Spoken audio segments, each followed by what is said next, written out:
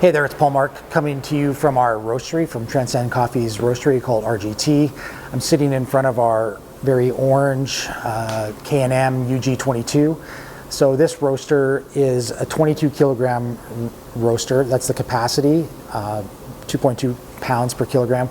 So we don't roast with the full capacity. We are roasting 40 pounds at a time. But this roaster is a remake of the original UG22, which was manufactured by a company called Probot in the 50s.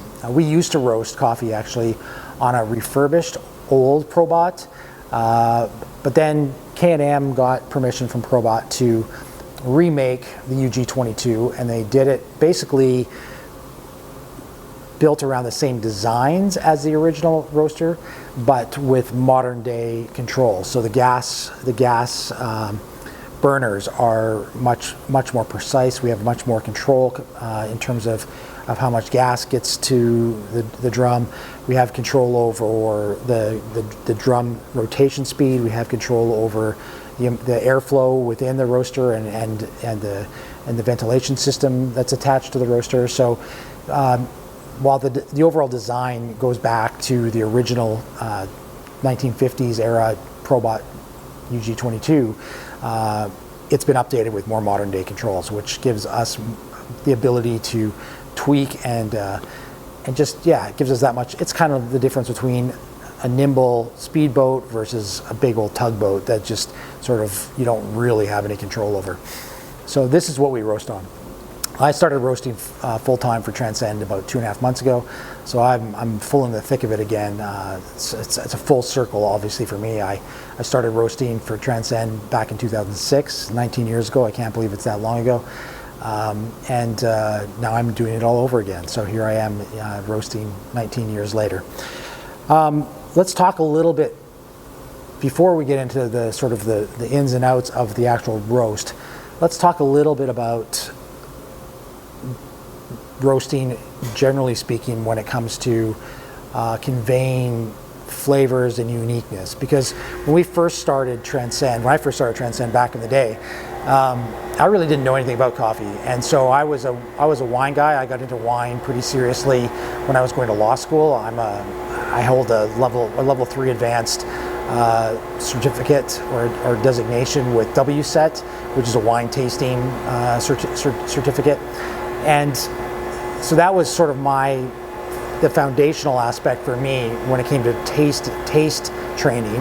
And so when I got into coffee, that wine tasting skills, it definitely held me in good stead when it came to coffee. And it's one of the reasons why early on I was driven to source better quality green coffee, because frankly, when I first started back in 2006, I really didn't love what I was tasting, to be honest. I didn't love the coffees that we were buying, and I didn't love the flavors that I was getting out of these coffees. And so I was, I guess, slightly perplexed in the early days about that, and went on a hunt for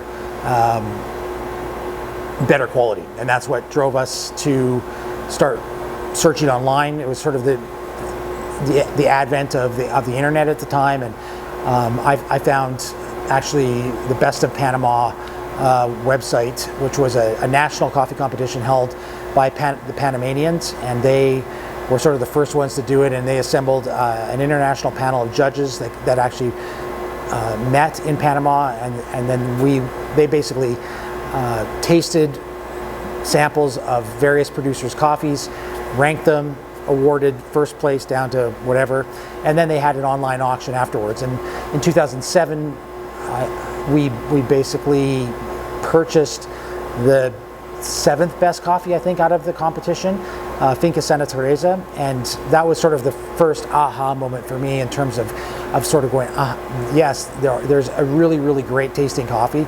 We just got to figure out how to find it. And maybe I'll tell the story in more detail another time, but the following year, they invited me to go to Panama and become a judge. I think they made the assumption that, this guy from Canada purchased coffee from our online auction, so that he must know what he's talking about. And little did they know, I had no idea what I was doing. And my first trip to Origin, I just went down there and I just winged it. I just, you fake it till you make it, and that's really what I did. It was a very obviously a learning experience for me in terms of the overall judging process and the evaluation process. But more importantly, it was my first trip to where coffee grows, and that really inspired me and sort of sparked inside of me a passion that led us to where we are today. With that wine training, I really believed early on that we were preserving this idea of terroir in coffee. I just made assumptions that coffee is like wine, in that we're basically harvesting a cherry, some fruit off of a tree, a bush, and much like wine, that's with grapes, and that the impact of the soil, the aspect, the temperature, the people, the way the coffee was harvested, was it ripe when it was picked, how it was dried, all these things impact this idea of terroir, a place, and that's really what the wine industry talks about as well, is that terroir is this sort of broad definition of place that affects the overall flavors that you find in either wine, and what we assumed affects the flavors of coffee. Science has largely dispelled that myth when it comes to coffee. We now know that the roasting process in and of itself is a very violent, maybe that's the wrong word, but it's a very there's a lot of energy that we introduce into the coffee seed during the roasting process, and basically the science suggests that because of the amount of heat that we introduce to the seed, it basically obliterates any unique characteristics that may have otherwise been present from where the coffee grows. So that's what science is suggesting, is that really all the wonderful flavors that you get in your cup every morning is not due to where it was grown, but it's because of what we do here in the roastery. I know that's what science suggests, but I'm not necessarily willing to completely buy that idea, just because of our anecdotal experience. For example, we buy coffee obviously from Ricardo Perez, which is Santa Lucia in the West Valley of Costa Rica, and from Jaime Corderas. His coffee we label as Sin Limitus. They're both growing their coffees in the West Valley. Their farms are about 5 kilometers apart. Different aspects, slightly different conditions, but not that much. We're talking about a pretty small or geographical location. Same varietal, Via Sarchi. So same varietal, same relative geographical location, and yet those coffees are vastly different from each other. They're not the same at all. And so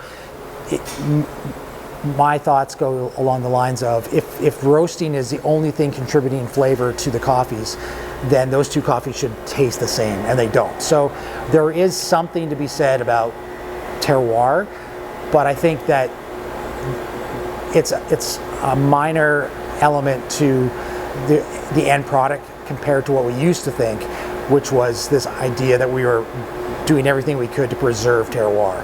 So that's just a sort of a preamble to the overall roasting notion, is that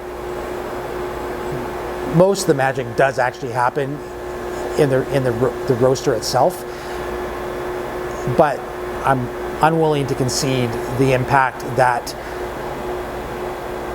terroir has when it comes to the flavors that we enjoy in a cup of coffee. And obviously there are a ton of things that happen at Origin that make what we do here at the roastery possible. You can't take,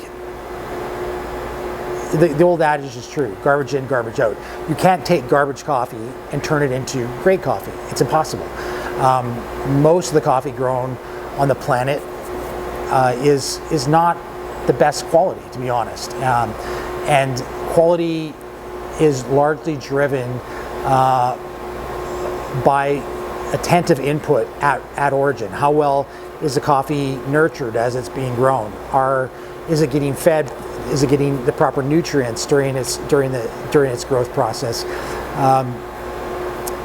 All of those things are contributing. The length of time that the cherries take to ripen, for example. So the higher up the side of the mountain you go with coffee, the cooler it gets, and the longer, because of those cooler temperatures, the longer it takes for the coffee to ripen. And so that the length of time that it takes for coffee to ripen is an important thing, because the more time it takes, the more opportunity there is within that cherry for complexity to develop in terms of acids being formed, sugars being developed, all the building blocks required for a great coffee require time and conditions that are ideal in terms of growth and ripening. And if it's so, higher elevation coffees tend to be much better in terms of quality than lower elevation coffees, where the coffee grows more quickly and ripens more quickly and is less complex. And so those building blocks are essential, I think, for great coffee. And then when we move away from even just the growth and the nurturing of the tree itself and the fruit, then there's obviously how is it harvested. And in the old days, coffee is harvested predominantly by migrant workers, and coffee farmers would hire them, and they would pick the cherries off the tree that were both ripe and unripe. And so a lot of times the coffee cherries would ripen on a patio. And we all know, at least those of us that live in northern climates like Edmonton, we are frequented with fruit that is picked unripe someplace else and is then artificially ripened on a truck as it gets to us. And the quality of that fruit is diminished compared to what we would get if we, let's say, went to the Okanagan in British Columbia and picked a peach off a tree that's fully ripe. The taste and the experience of eating that peach is far different than grabbing a peach out of the grocery store that was picked somewhere in California and then shipped up to us. Those two products are vastly different, and all of us know what that's like. And so that's true too with coffee, is that picking ripe is incredibly important in terms of a starting point for great coffee. But that picking ripe has a huge cost associated with it as well, because now we're talking about pickers hitting that tree 4 to 5 times in a season versus once or twice. And as you have to bring pickers back to pick, you have to pay. And obviously that's a thing that must be factored into the overall cost, and that's why quality, when it comes to green coffee, is expensive, because it's being touched by people at multiple time along its continuum. The more human interaction you have with coffee, the higher the price goes.